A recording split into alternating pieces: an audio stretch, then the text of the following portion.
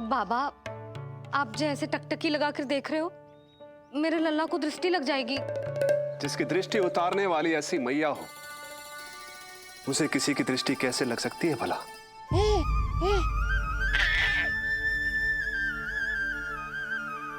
लीजिए, संभालिए अपने लल्ला को।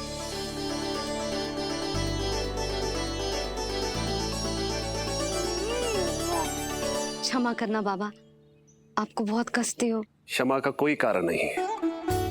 आप तो बस मैया होने का धर्म निभा रही थी। नीलमणि धन्य किसे आप जैसी मैया मिले। सत्य वचन सखा, सत्य वचन। मैं बहुत प्रसन्न हूं कि मेरे छोटे से मित्र को मां की वो ममता मिली है जिसके लिए सदैव से तरसता था।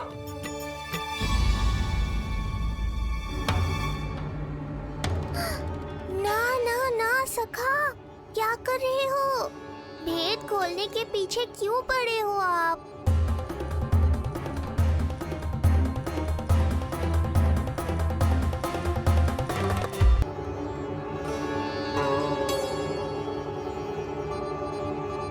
जैसे एक मां तड़पती है अपने पुत्र के स्नेह के लिए, वैसे ही एक पुत्र भी तरसता है अपनी मां की ममता के लिए। फिर चाहे वो कोई साधारण बालक हो या स्वयं नारायण का अवतार।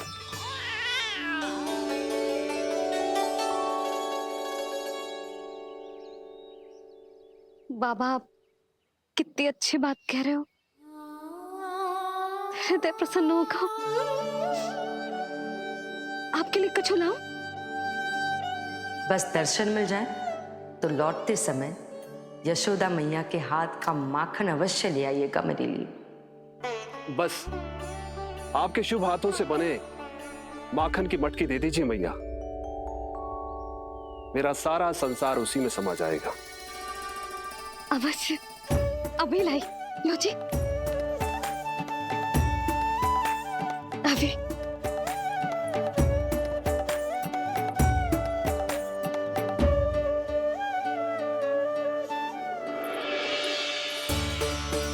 जी लीजिए बाबा।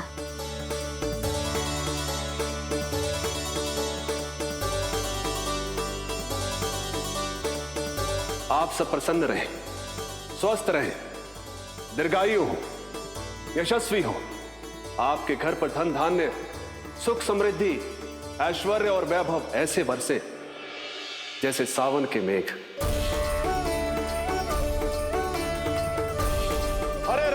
हरे राम, राम राम हरे हरे, हरे राम राम राम हरे हरे।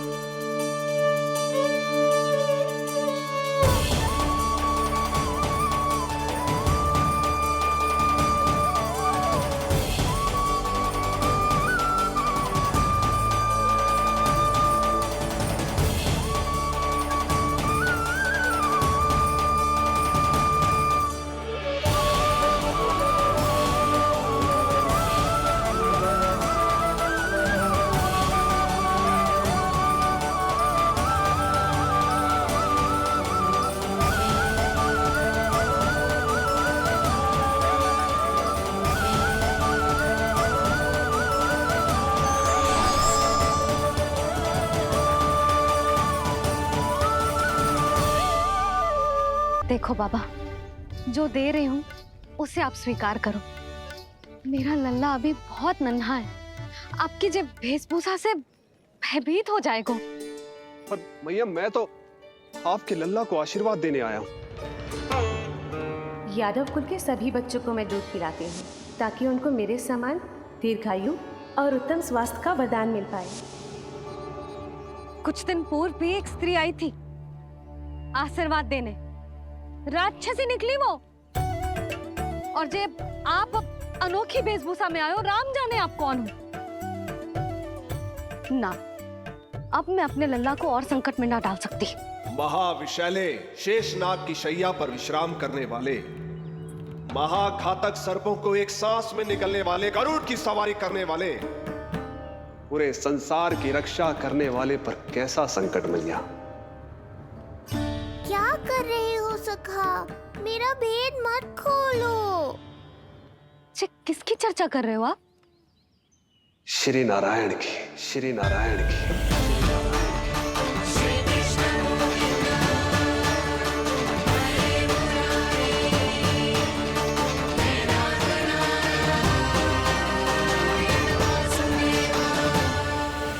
पर क्यों? बात मेरे लल्ला की चल रही है और आप कहां श्री नारायण पर चले गए? आप बहुत विचित्र बातें कर रहे हो बाबा। अब तो बिल्कुल ना मिलने दूंगी अपने लल्ला से। बस एक बार मैया। बाबा मिलाए अपने आराध्य के अवतार से प्रभु। तो माखन कहाँ है?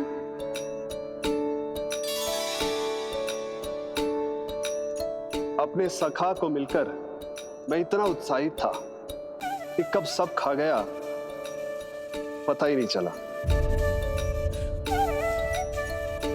अद्भुत है मेरे प्रभु और अद्भुत है उनकी मैया। वैसे एक तरह से वो मेरी भी मैया है, योग माया की मैया। उनके हाथ से बना हुआ इतना सा माखन भी मेरे लिए पर्याप्त है।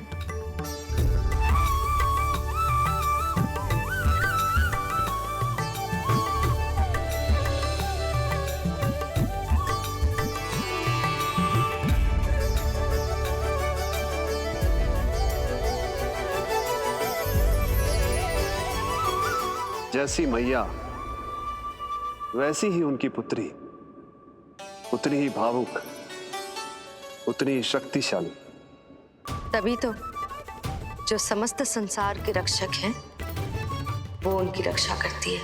कोई उसकी रक्षा नहीं कर सकता यदि वो गोकुल में ही है तो। लगता है जो कार्य पूतना नहीं कर पाई वो कार्य पूरा करने के लिए स्वामी ने किसी योद्धा को खोज लिया है। इधर आओ।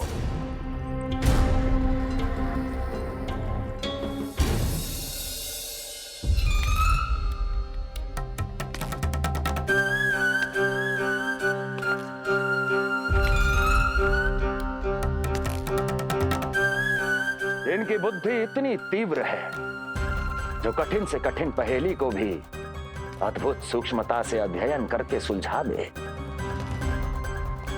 इनकी बुद्धि की विशेषता समस्त जगत में उनका नाम और उनकी पहचान बन गई है। वो है ये सूक्ष्म बुद्धि श्रीधर, सूक्ष्म बुद्धि श्रीधर।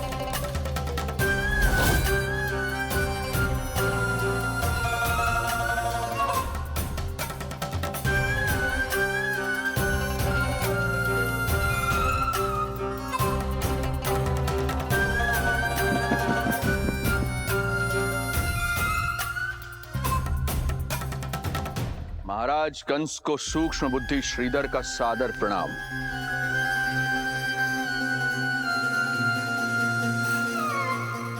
ये पता लगाने के लिए कि विष्णु का अवतार सच में गोकुल में है या नहीं,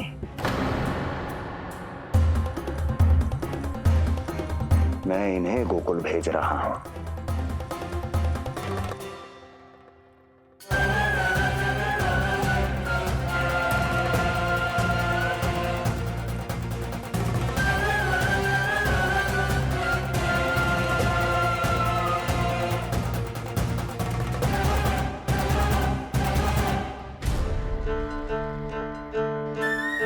महाराज कंस, ऐसा प्रतीत होता है कि आपके मित्र सूक्ष्म बुद्धि श्रीधर को यहां देखकर आपकी रानियों को प्रसन्नता नहीं हुई।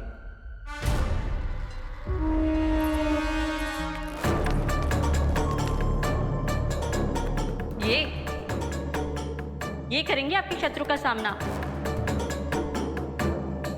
वृद्ध, दुर्बल, जो ठीक से खड़े हो पाने में भी सक्षम नहीं। सक्षमता चाल में होनी चाहिए या बुद्धि में?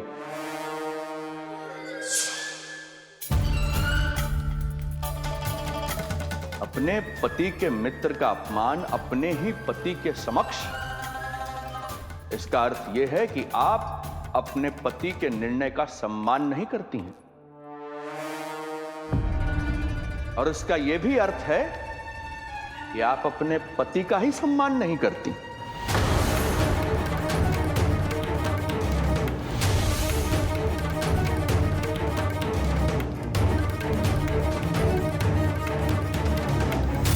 वैसे मैं इनके विषय में चिंतित नहीं हूं महाराज। मेरी शंका तो उनके विषय में है।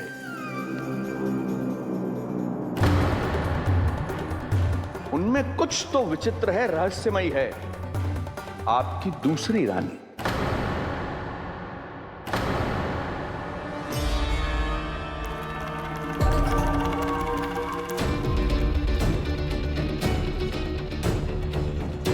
सूक्ष्म बुद्धि, ये मत भूलिए ये आपकी महारानियां हैं। कैसे भूल सकता हूं महाराज? वैसे इसमें इनका कोई दोष है भी नहीं।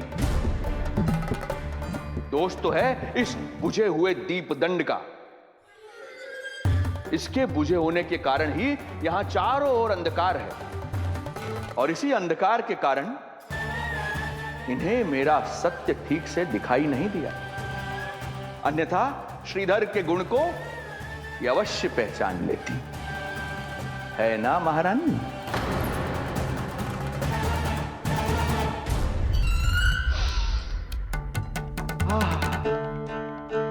राजसी भोज की मधुर सुगंध।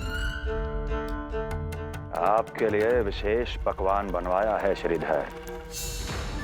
तो चले महाराज, पहले भोजन फिर वचन। देख रहे हो लल्ला, रोहिणी जीजी ने कैसी कला सिखाई है मुझे। हाँ? देख रहे हो? मेरे लिए कुछ बना रही हो क्या? जो मन में है बोलते हो। हाँ? लल्ला क्या सोचेगा? ये आपके लिए ना है, मेरे नीलमणि के लिए है। हाँ हाँ लल्ला,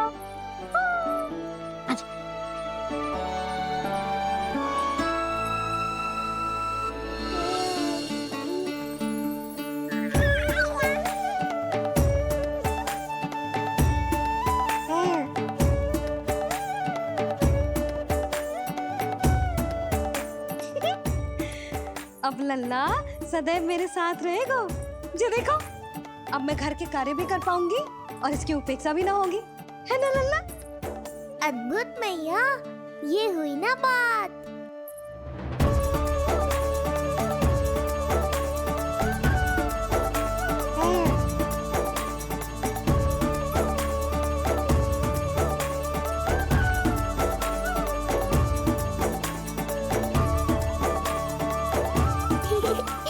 आनंद आ रहा है मैया।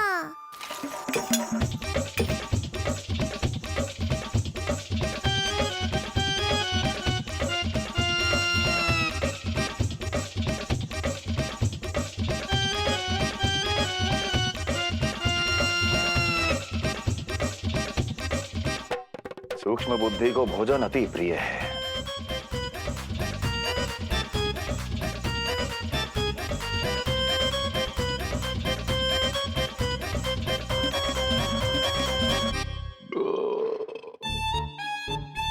आनंद आ गया प्रभु। अब आदेश करें आप। तुम्हें गोकुल जाना है सूक्ष्म बुद्धि। वहां जाके ये पता लगाना है कि नंद के घर में जो बालक है वो सच में विष्णु का ही अवतार है या नहीं। पता क्या लगाना प्रभु? उसके प्राण ही ले लूं?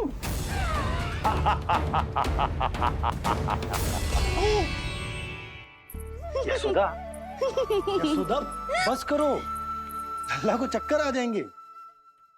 हाँ ये बात तो है। बेकार ही टोक दिया पिताजी। मैया कितनी प्रसन्न थी। यशोदा, ये झूला ठीक तो रहेगा ना लल्ला के लिए? सदैव निकट रहने के कारण कहीं लल्ला तुम्हारा आदी ना हो जाए। हाँ तो अच्छा ही तो है। कहीं आपको जलन तो ना हो रही कि लल्ला मेरे अधिक निकट आ जाएगा? ना, मुझे जलन ना हो रही। पर क्या? यशोदा मन बना चुकी है, अब झूला झूला के ही मानेगी। बताओ। ओहो, फिर से झगड़ा। कुछ करना पड़ेगा। अरे क्या? लल्ला को नींद आ रही है। हाँ तो देख क्या रहे हो? सहायता करो इसे सुलाने में। हाँ लाओ।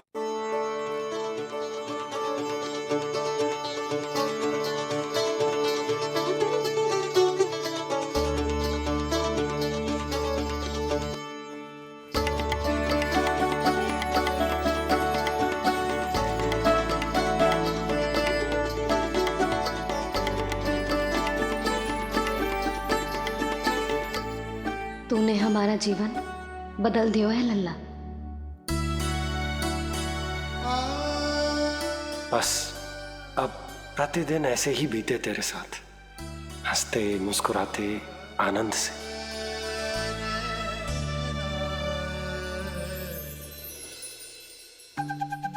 पर कल तो वो अति बुद्धिमान आने वाला है बाबा।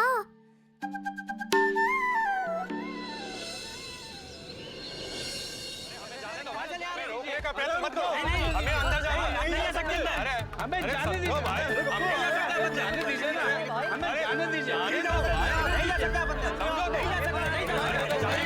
अरे हमें आने दो, हमें जाने दीजिए ना, हमें जाने दीजिए।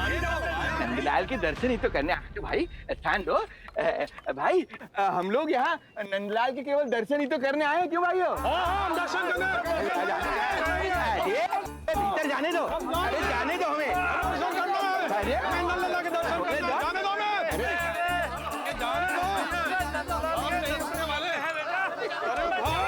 मूर्ख कहीं के, मुझे रोकने चले थे। अरे मेरी बुद्धि से तो लोमड़ी भी शिक्षा लेती है, तभी तो मुझे सूक्ष्म बुद्धि कहते हैं। आइए बुद्धिराज, आनंद से करूंगा आपका स्वागत।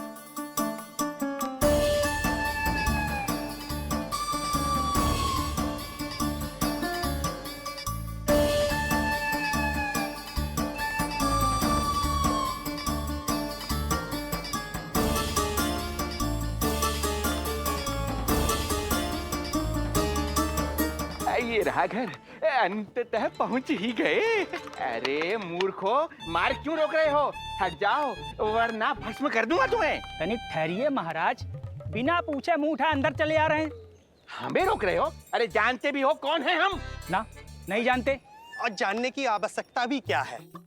और जान भी लें तब भी हम आपको भीतर ना जाने देंगे। वो कहा है ना, आदेश नहीं है। इसलिए महाराज आपसे निवेदन है, जय मार्ग से आप वापस लौट जाओ। पीछे चले जाए? नहीं हम नहीं जाएंगे। इसे खोलो, खोलो इसे। तुम जानते भी हो किसका अपमान कर रहे हो? मूर्खो, बुद्धि भ्रष्ट हो गई है तुम्हारी। श्रीधर महाराज हैं हम। कौन महाराज? कहाँ महाराज? चलो भगा उधर।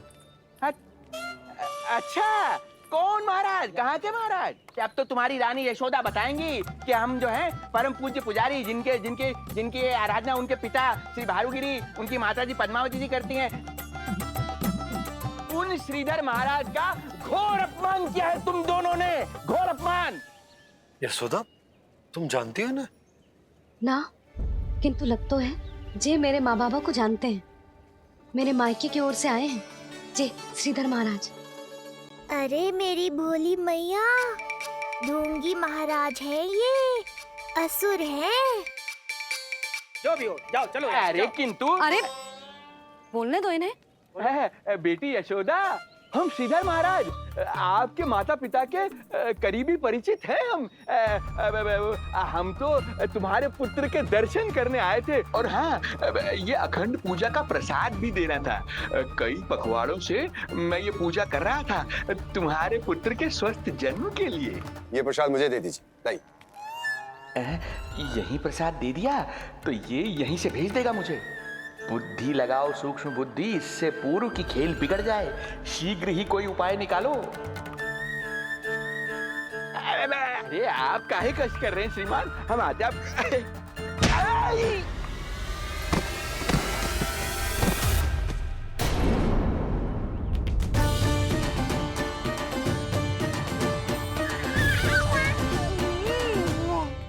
महाराज ठीक तो है? आपको ज्यादा अधिक हमें धक्का किसने दिया? धक्का? अरे हमने कछु नहीं करो। आपको ज्यादा अधिक चोट तो ना लगी? भैया आप इन्हें भीतर ले चलो।